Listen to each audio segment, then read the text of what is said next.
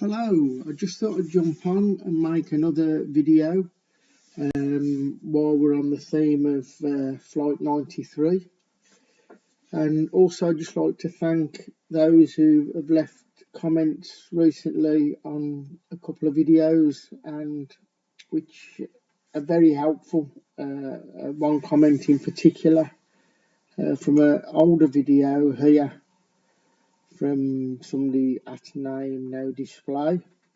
I think his name was David, but he made some really good points in this comment, which was, I think, it's worth a mention. From a video a while ago called UA93 Fort Wayne Cell Phone Call Routing, Official Evidence and Data, and more. So if you look out for that video, you can see his comment there. I mean, he made some really good points, which again, valid and helpful to me. So I'd just like to thank David for that comment, and I'm just going to do an update. Like I said, while I'm on the theme of UA93 now, I did have another comment which I think was looking for more sort of investigation into Flight 93. I don't think a particular commenter felt that there's enough being covered about that. Not to do with myself, to do with the whole perhaps research or investigation, official investigation, which I'd agree with. So I'm just going to go over a few points here, which I've made for a while. I'm just going to reiterate them now. This is a little bit ad hoc. I don't want to take too long over this like I did with Delta 89. But I'm just going to point out a few areas which are worthy of note to do with United 93. Now again, a lot of what I'm going to talk about here is official sources, official data, which I think is important. I don't want to get this mixed up with the no planes and all that. I do cover all those subjects, but more recently I've been, over the last 2 or 3 years, I've been really focusing on what really happened to those flights, because where I'm at the moment, there was flights that either took off or were part of some exercises by the look of it. That's just an opinion there at the moment. So I just want to go over some of this data. As I say, I'm going to skip through it, but I think it's worthy of note that people need to be enlightened about this data. These are definitely not my opinion. This is the official data. So I'm just going to go over some of this. So as I said, the 9/11 Commission, they said, according to them, that United 93 took off Newark Airport at 8:42. And as I've said before, we got the Bureau of Transportation Statistics here. Now, in their database, it shows that UA93 took off at 8:28, not 8:42. Now, just to quickly go over something here, the BTS, a lot of the data is sent electronically to them, and that's how it updates their system. So it's really odd that we've got the wheels off time in their data at 8:28 for United 93, when the official story says it was 8:42. Now, as I go on, this does make a little bit more sense of what perhaps is going on. And like I've said before in other videos, rather than discount two parts of the evidence to override another part of the evidence, it may be telling a story why we've got these two times showing up.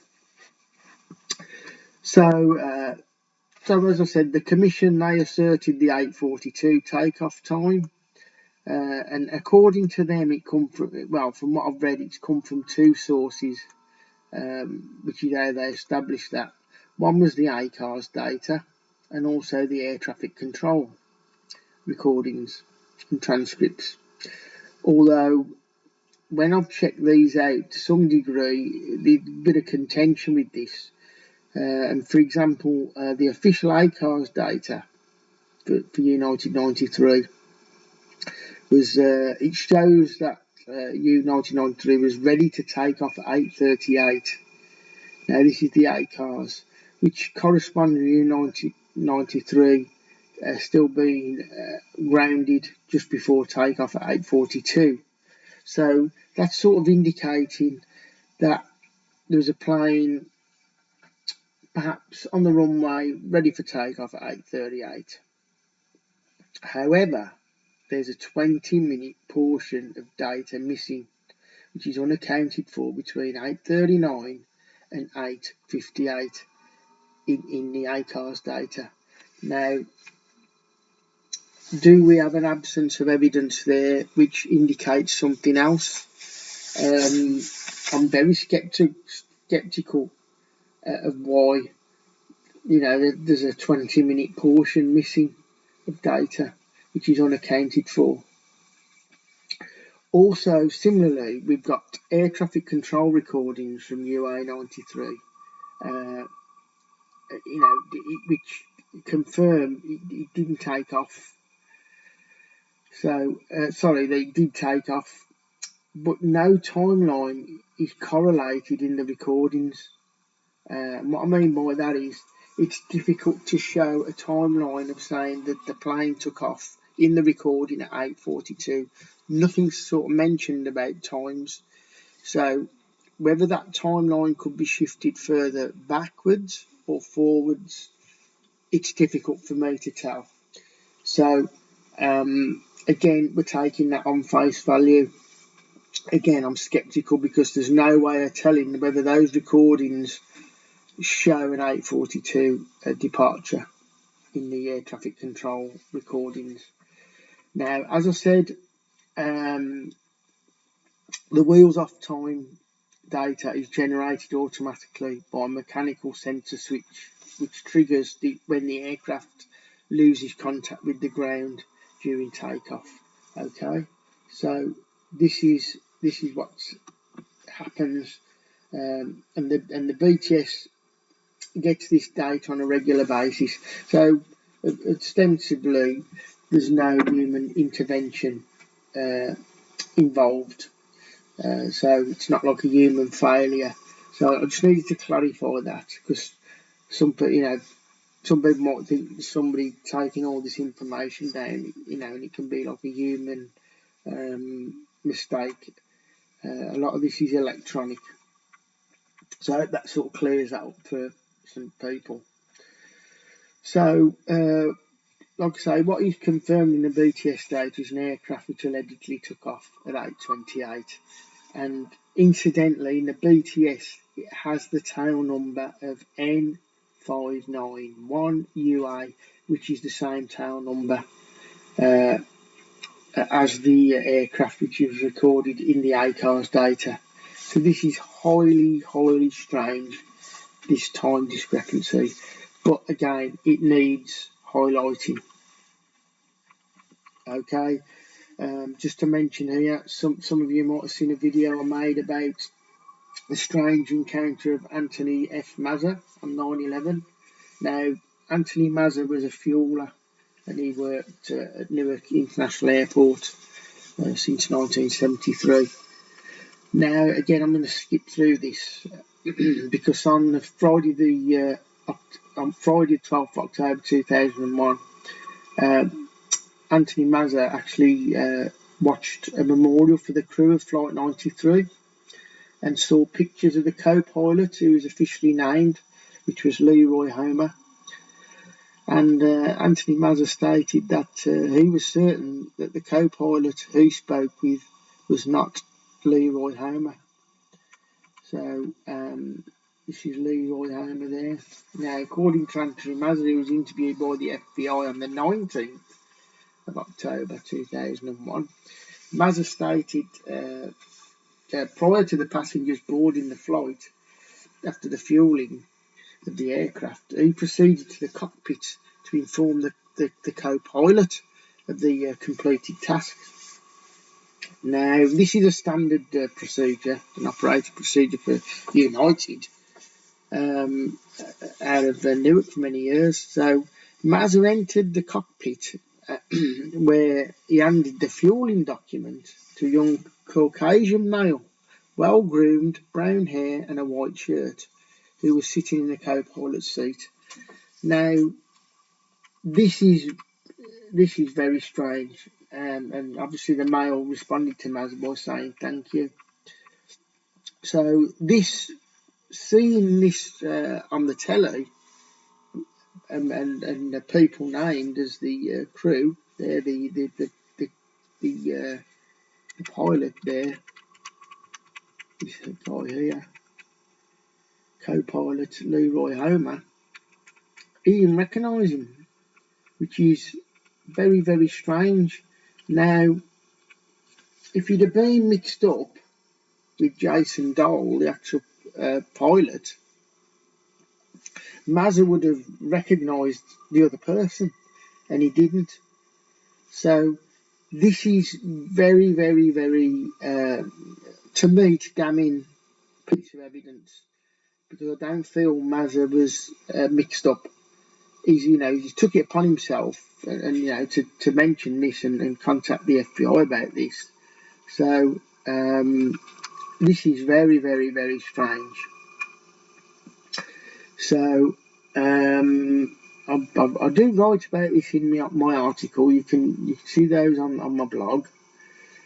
So as I said, the fact that Mazza even didn't even recognise Jason Dahl, is very compelling evidence on who was in those flying that plane. Now, does this suggest that there was a duplicate UA93 because we have two takeoff times? Possibly. I'm not saying this is true or a fact. We're going over evidence, which, circumstantial evidence, and one of the circumstantial evidence which I found highly fascinating and again compelling was this eyewitness account, which comes from New York Giants football player Triton Clayton White. Now I'm just going to read this out because this is a direct quote from the papers here when he gave an interview. This football player. So I'm just going to read this out. We had played a Monday night game in Denver and flew back home the next morning. White said, we landed in Newark, New Jersey about 6:45 in the morning. We usually get off the plane on the tarmac and board a bus to get to our cars. I noticed another plane sitting next to ours because the people were walking to the plane across the tarmac instead of through the jetway. 2 weeks later, as we were taking another plane to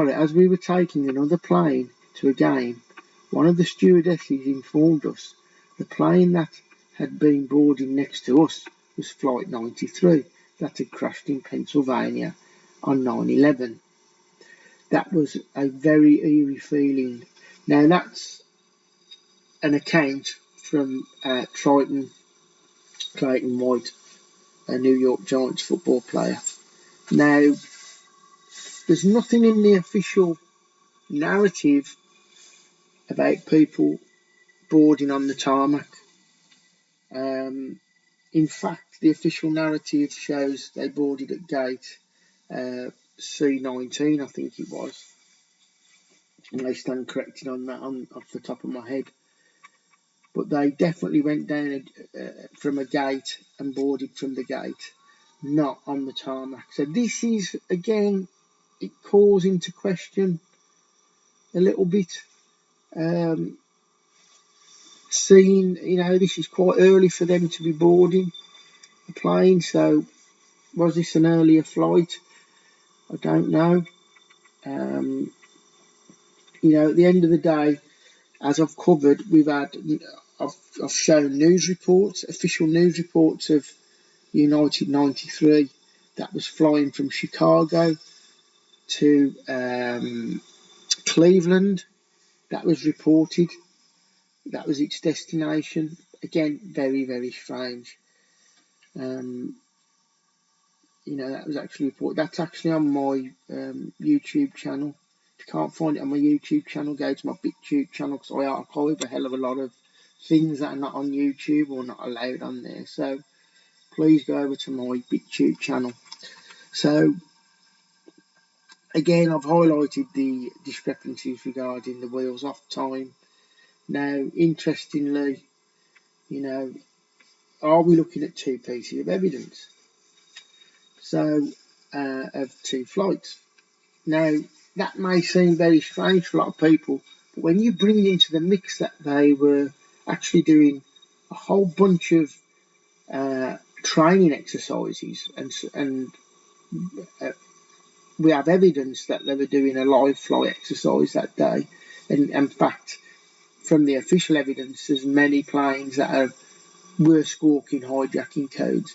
As I said, one of them was Delta 1989. We also have Continental 321 and various other flights which I've named in the past in some of my videos. So again, was these planes part of military exercises? Was the passengers unwittingly part of that? Or was passengers knowingly involved? It just seems very, very strange. So, as we say, we also have the discrepancy of the 1003 crash, because the seismic evidence shows that Flight 93 allegedly crashed, according to the seismic rumble in the ground, at 10:06. Now, that's a 3-minute discrepancy.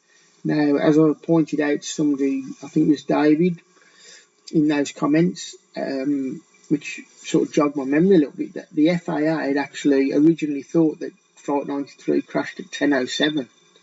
So, again, we need to drill down on some of that. I mean, the seismic data is quite damning for the evidence. I think it's much more difficult to manipulate seismic data compared to perhaps flight data.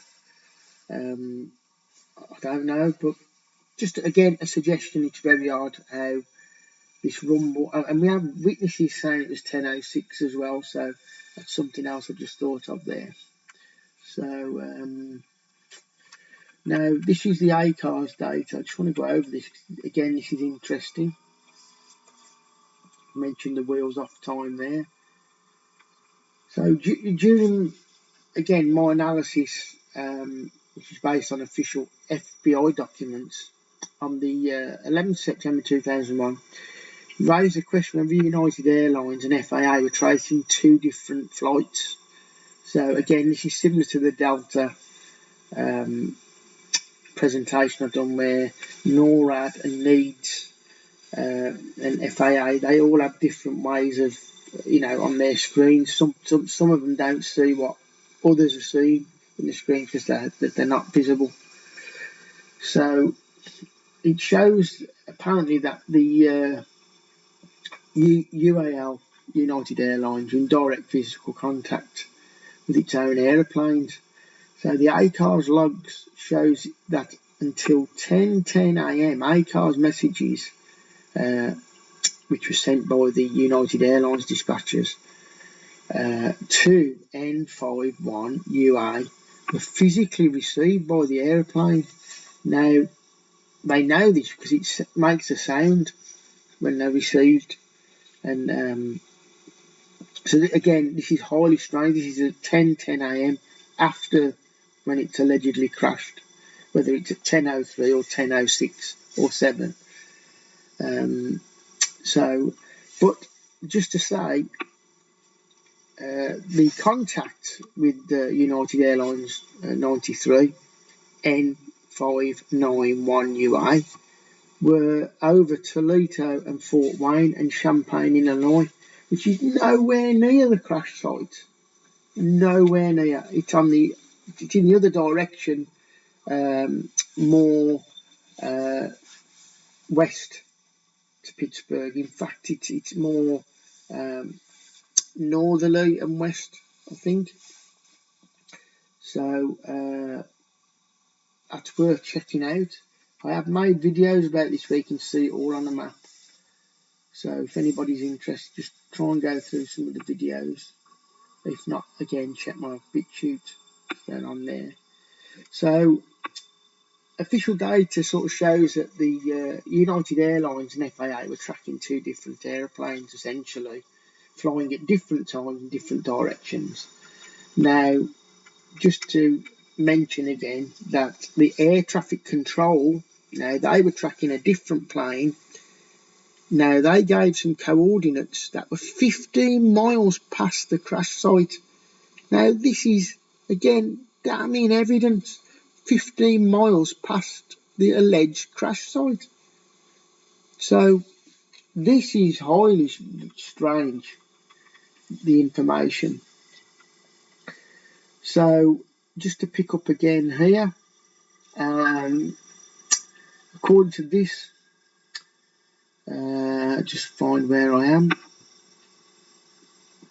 As I mentioned, in one case, even an audible signal could be heard.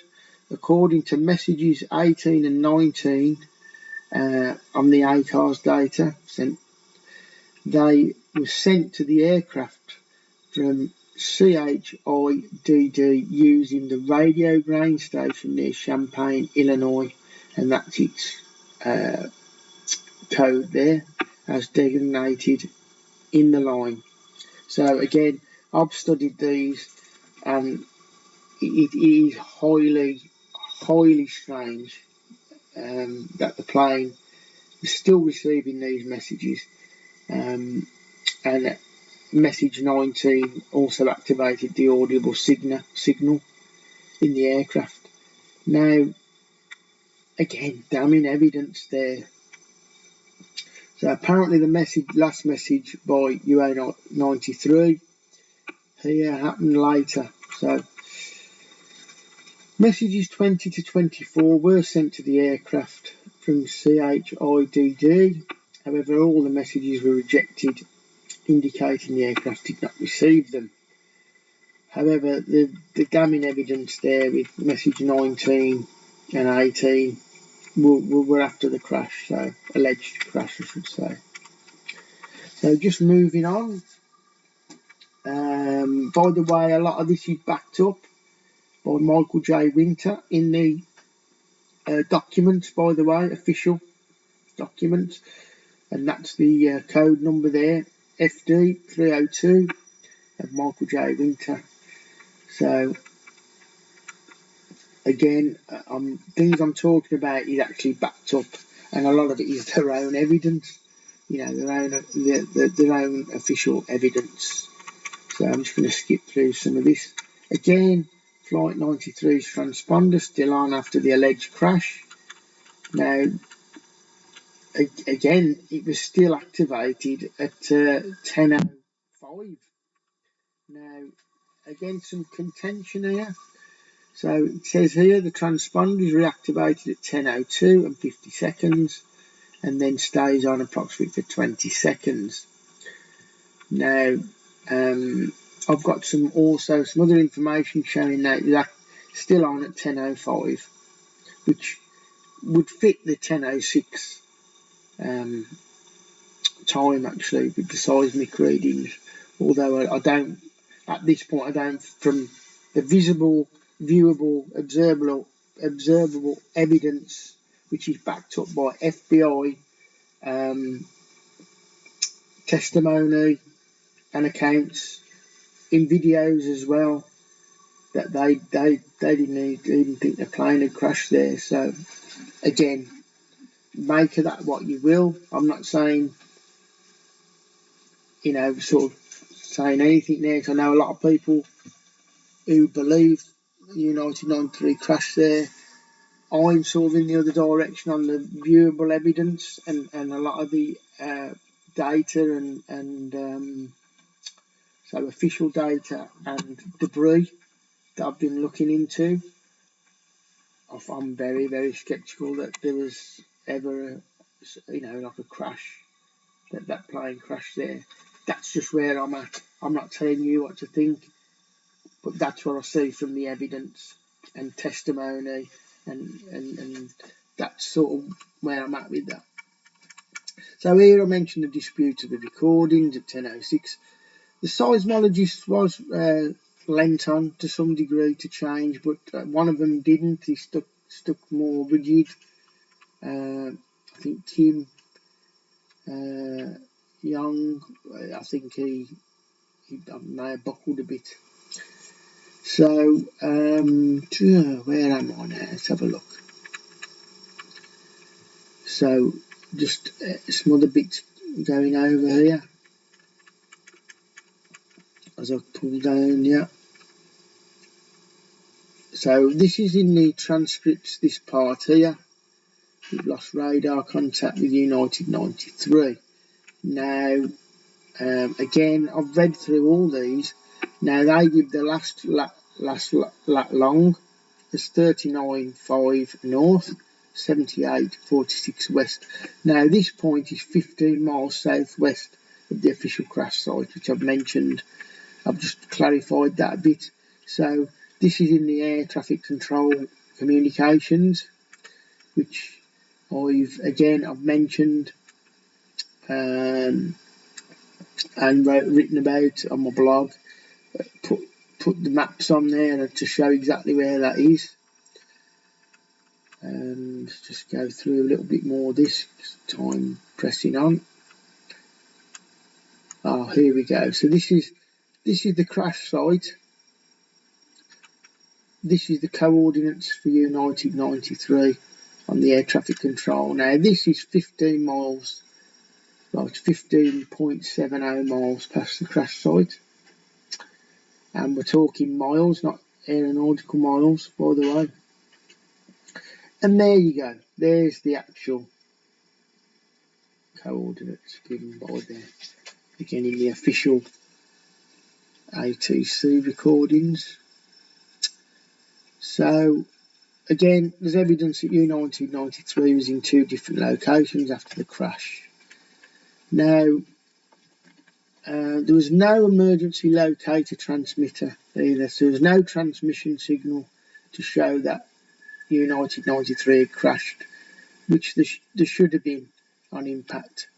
And this is what happens. Now, you don't manually, you can't manually set them off in a 757, 767. Again, that comes from their expert witness of the 9/11 Commission, written in their report, in their investigation reports, which I've pointed out in the past.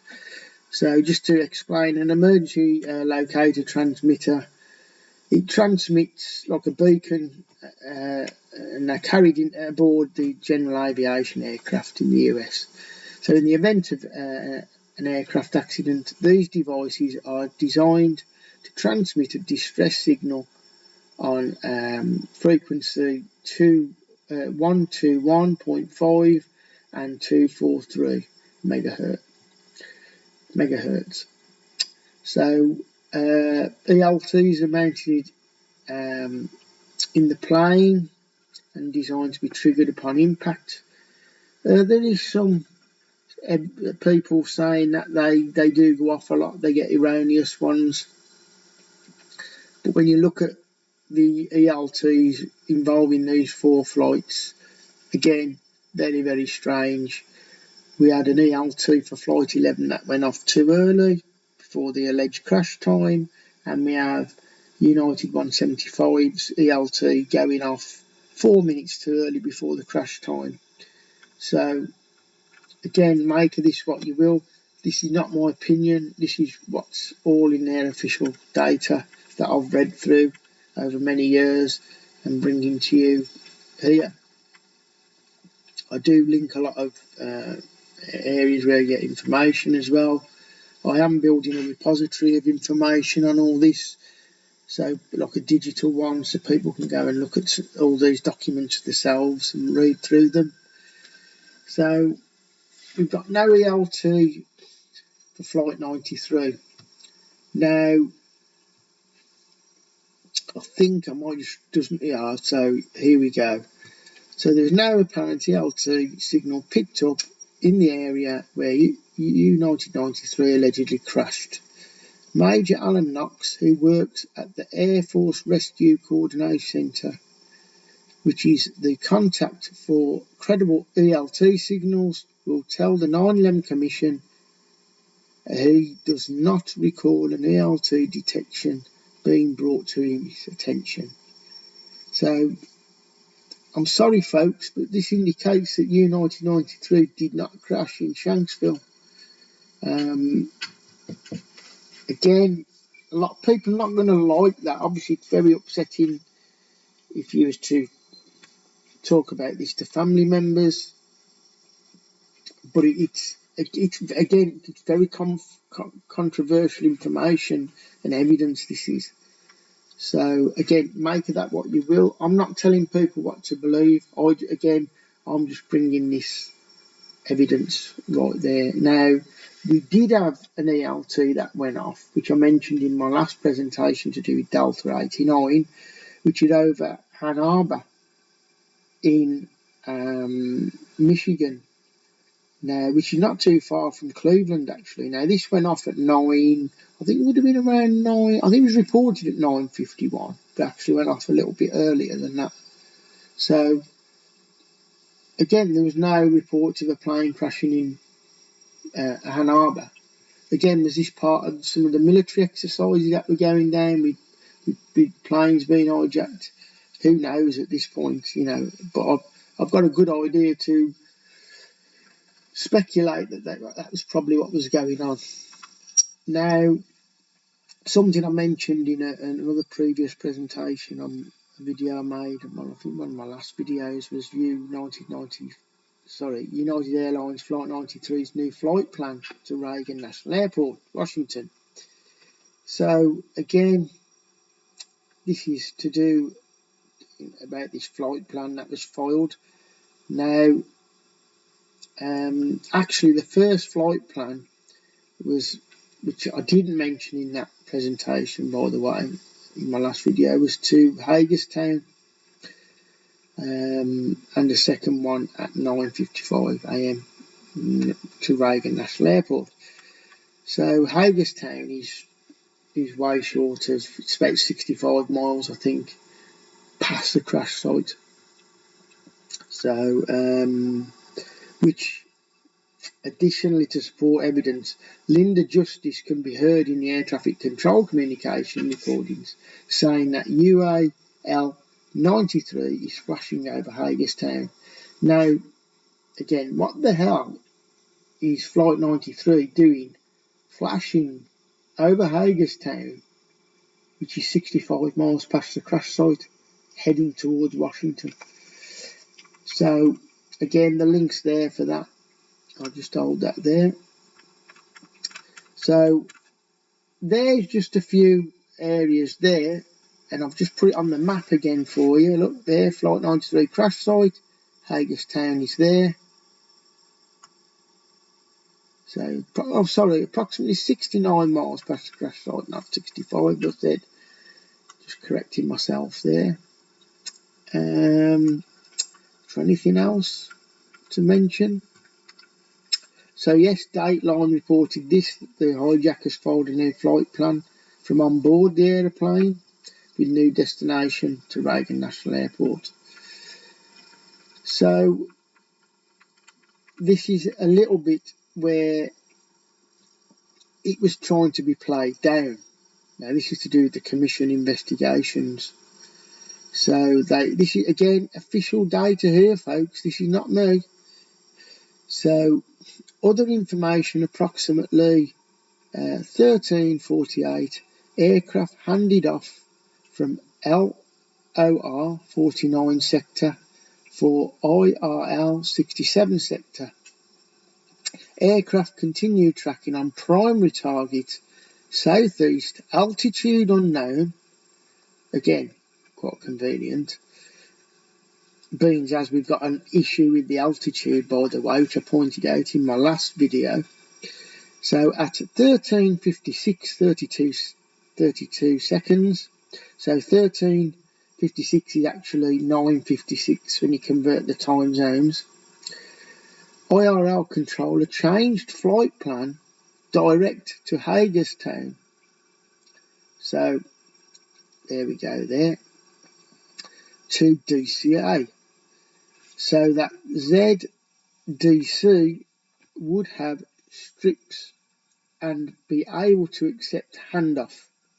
This is not a result of any communication with the pilot.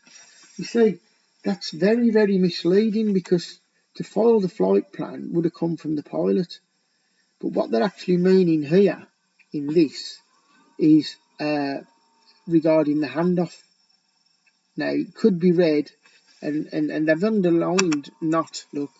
See, so they're really trying to play this down, that the flight plan came from on board that plane. Again, so just moving on swiftly as I get through this. So we clock on the time. So again,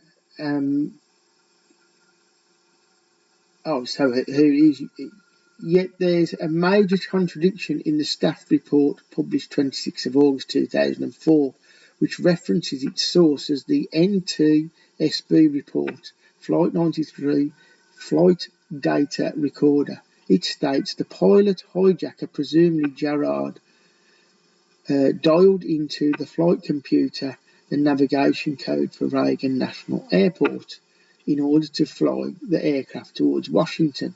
You see, so they're even contradicting themselves, in the official data and evidence. So again, that's in the government evidence there. So moving swiftly through. Again, mentioned here, the hijacker, presumably Gerard, dialed into the flight plan computer. So that's just a screenshot of what I just told you. Additionally, so information comes from Flight Explorer, which supports that UA93 was heading to Reagan National Airport for 10:28 landing. So again, Flight Explorer supports this. Now, Flight Explorer is a real-time software which is in conjunction with the FAA. Now, the internet updates every 3 minutes the FAA flight data which is collected, so this is pretty reliable evidence. Again, just on another side note, when they flash Flight Explorer on MSNBC at 10:25 in their news report, and they hovered over the plane when they brought this up on the screen, it showed that United Airlines Flight 175 was still in the air at 10:25 and was travelling over Connecticut in the direction back to Boston Airport. So again, more strange things. So I'll just skip through some of this. This will all be, a lot of this is in my article I wrote. Now, this is a screenshot now from Flight Aware, which shows that United 93 landed at 10:28 Eastern Daylight Time. That's a screenshot. That's now been taken down, folks. That's disappeared. Luckily, I have it. Again, this file below is provided by Brian Stark via Freedom of Information 2008, and it was an Excel sheet recording of the DCA departures and arrivals on 9/11. There we go. Source. Now, again, I've done a screenshot taken from this, and it shows United 93, September the 11th, DCA, which is Reagan National Airport, arrival time 10:28. So again, like I say, it's part of an Excel spreadsheet. Here I speculate about, I talk about the possibility of duplicate Flight 93s, because it's very odd to have 2 planes in 2 different locations at the same time. Obviously, we've also got the story of Flight 93 landing at Cleveland Airport, which was reported. They say it was not correct, but when I did some maths on this, it was quite stunning actually that the timeline from over Chicago back to Cleveland fitted perfectly with a 10:45 landing actually at Cleveland Airport. So was there a possibility that Flight 93 flew back from near Champaign, Illinois, or circling over Chicago, which Colonel Marr observed on the radar? He seen United 93 circling Chicago, which is not far from Champaign, Illinois. By the way, he observed that on his screen, Colonel Marr, which testified, which is in the commission documents as well, investigation. So again, did that plane fly back to Cleveland for a landing? I've sort of outlined that there with the times. Possibly. From 10:10 it was over Champaign, Illinois. Now it would take roughly 35 minutes back to Cleveland, which would fit the 10:45 time. Again, that's me speculating. I want to make that clear. That's me speculating, but I'm trying to deduct from the evidence, the official evidence. It could have been possible that Flight 93 was circling over Chicago, as Colonel Marr said, and landed there. That could be possible because this plane certainly wasn't over near the crash site in Pittsburgh, or 65 miles past the crash site, or even 15 miles past the crash site, as reported in the last lap long by the air traffic control. So here I've put up some where the messages were received. ACAR at 10:10. So it's over there. I'm just going through a lot of these. You'll see as I go on. So as I look at this map, so the crash site's here. Its last message, which was received by the plane at 10:11 a.m. and 18 seconds, is over here. Now this evidence is just so damning. It's unbelievable. There's the information there which I've put in. So as I said, circling over Chicago, that came from Colonel Marr. Here's the link to that if you want to look in the investigative documents. Told the commission staff, Colonel Marr did, his focus was on United 93, which was circling over Chicago. Marr thought United 93 was waiting for word over what had happened, what was happening across the country to begin its attack. So Marr is not connected to ACARS, by the way, but speaks from the radar data. So someone told him apparently. So there we have that. These are just showing the ACARS radiuses. So if the plane was over Fort Wayne, it just shows that it was too out of its range to be over Pittsburgh and Shanksville. Even if it's over Toledo or Fort Wayne, it's still out of its zone. So again, this is damning evidence, to be honest, very damning evidence. So Chicago's there, Champaign, Illinois there, just so you can get the idea. So it would have been in this zone. So as I said, Cleveland's there. So there's a chance if it was in this zone here, the plane could make it back. So there was definitely two planes identifying as Flight 93 there. So I'll just finish up now. Again, I didn't intend this to be a long video, but there's a lot of information. Here's the ACARS messages, which I spoke about earlier.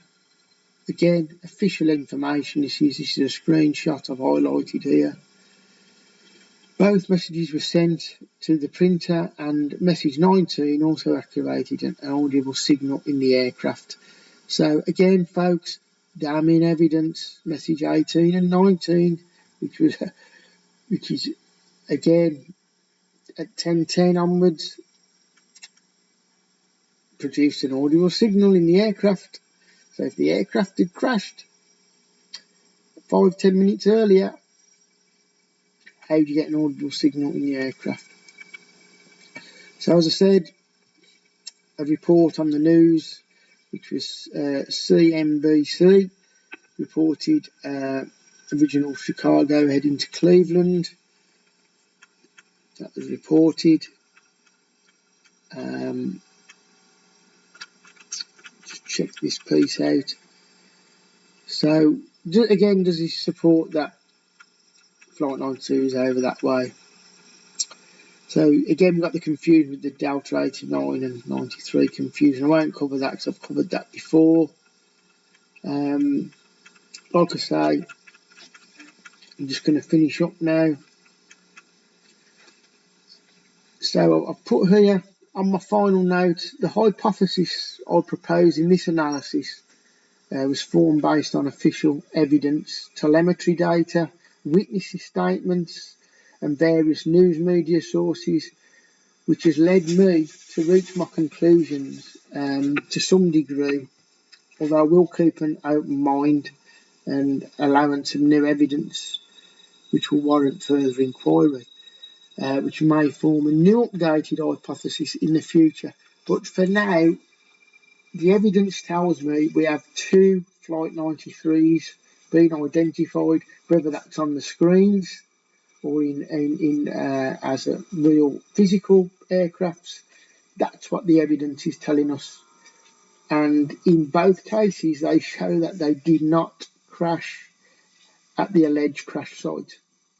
So does that explain the physical evidence and the observable, provable evidence of a non-existent plane in that crater, just some debris? Perhaps. But where I'm at now is we have two Flight 93s, and the evidence is official that's drawn from. So I'm going to leave you all with that, I think, regarding Flight 93. In fact, I'll just finish on this because I found this interesting. Again, this is from another official report. Now, this is going into the NTSB final 6 minutes of the flight data recorder graph, flight profile, and FDR narrative reflect that about at 10:10, a series of control column inputs at 10 o'clock, of the control column inputs caused the aircraft to pitch nose up and nose down aggressively, which caused the gravitational pull to a range from +4 to -g. Right, this person here has been scrubbed out, the person who's talking. So whoever noted that the FDR graph only reflected the negative G force to -G and questioned whether the negative G force was even measurable at the level greater than -1G. Whoever this wrote this speculated that UA93 might have experienced negative G force greater than -1G. The Boeing 757 is rated for negative G force up to -1G. Any negative G force greater than -1 would have unpredictably and potentially detrimental effects on the integrity of the aircraft structure. Whoever speculated that the UA Flight 93 probably coming apart if the negative G force of the aircraft is greater than -1. Now, this ties into a couple of factors also with the other flights where they've been travelling at speeds that are impossible at sea level.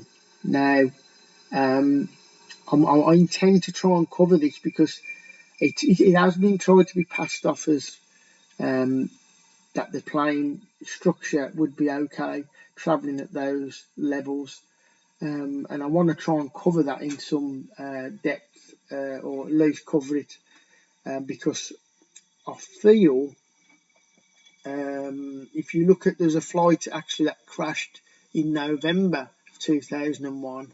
Now, that structure, that plane that made some of that dive, and the rocking with the tail section coming off the fin, and also the engines literally coming apart from the wings.